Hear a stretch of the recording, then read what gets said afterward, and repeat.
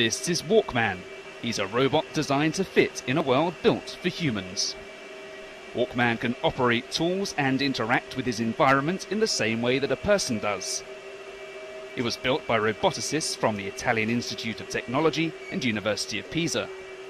They say his anthropomorphic design is better suited for replacing humans in hazardous environments than wheeled or four-legged robots.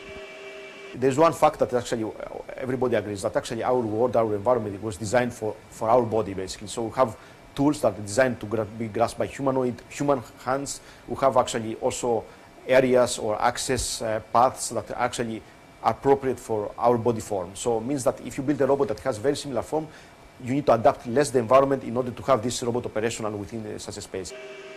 Standing more than 6 feet tall, Walkman's head is fitted with a stereo vision system and a rotating 3D laser scanner to help decipher his environment.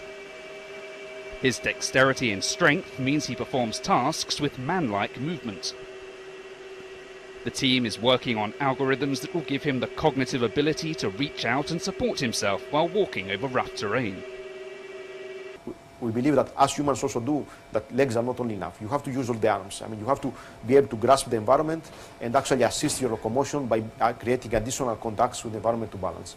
And this will make a big difference in humanoids, which actually currently the technology is limited to the solutions that provides the balancing only using basically the lower body, which upper body is also important, especially if you go to challenges, if you want to pass through cluttered spaces and structural grounds and so on. The first prototype of Walkman took part in the DARPA Robotics Challenge finals earlier this year.